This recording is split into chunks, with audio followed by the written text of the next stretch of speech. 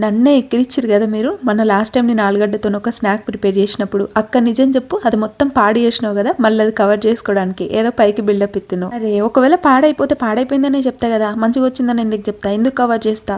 ఊకో అక్క, ఇంకా కవర్ చేయాలని చూడకు, నిజంగానే పాడు చేసినావు కానీ అని అనుకునే వాళ్ళు ఎవరైనా ఉంటే ఈ వీడియో లాస్ట్ వరకు చూడండి, అప్పుడు మాట్లాడుకుందాం. 3 ఆలుగడ్డల్ని తీసుకొని మంచి ఉడకబెట్టుకొని మెత్తగా పొట్టు తీసుకొని స్మాష్ చేసుకొని దాంట్లో 1 కప్పు బ్రెడ్ పౌడర్ని యాడ్ చేసుకోవాలి. అదే బ్రెడ్ ని మిక్సీ పట్టుకొని పౌడర్ అవుతుంది కదా, దాన్ని యాడ్ చేసుకోవాలి. ఇప్పుడు దాంట్లో ఉప్పు, కారం, పసుపు, ఉల్లిగడ్డ కూడా వేసుకొని మంచి కలుపుకోవాలి. ఉంటే కొత్తిమీర కూడా వేసుకోండి, నా దగ్గర లేదు. ఇప్పుడు ఇంకో బుడ్డి గిన్నెలో 2 స్పూన్లు అంతా కార్న్ ఫ్లోర్ వేసుకొని మంచి కలుపుకోవాలి. ఎందుకంటే మనం లాస్ట్ లో బాల్స్ ని దీంట్లో డిప్ చేసుకోవడానికి. మనం ప్రిపేర్ చేసుకునే ఆలుగడ్డ స్టఫ్ ని ఇట్లా అప్పలాగా చేసుకొని దాంట్లో చీజ్ పెట్టుకోవాలన్నమాట. కొంచెం లాస్ట్ టైం చికెన్ కూడా పెట్టినా, ప్రస్తుతానికి అది లేదు. ఇప్పుడు మనం చేసుకున్న చీజ్ ఆలుగడ్డ లడ్డుని ఈ కార్న్ ఫ్లోర్ వాటర్ లేసి మంచిగా పట్టించి బ్రెడ్ పౌడర్ లేయాలన్నమాట. అది మొత్తం దానికి పట్టేట. ఇంత కష్టపడి చేస్తుంటే ఒక్కొక్క వంట నన్నే ఎక్కిరిస్తారా, ఇజ్జత్కి సవాల్. అన్ని బాల్స్ ప్రిపేర్ చేసుకున్నాక ఇప్పుడు ఒక కడాయిలో కావాల్సినంత నూనె పోసుకొని మనం ప్రిపేర్ చేసుకున్న బాల్స్ ని ఒక్కొక్కటిగా వేసుకోవడం. ఎక్కువ వేసుకోకండి, వేసుకున్న వెంటనే కలపకండి, చితికిపోతాయి. చూసిరా మైసూర్ బొండలకి ఎంత మంచిగా వచ్చినాయో. ఒప్పుకుంటారా ఇప్పటికైనా నేను పాడు చేయాలని? కానీ ఒక్కటే డిసప్పాయింట్ అయినారా నేను. చీజ్ మంచిగా తీగలు లెక్క సాగుతుంది అనుకున్న వీడియోలలో చూసి, అట్లా రాలే. లాస్ట్ వరకు చూసిరు కదా.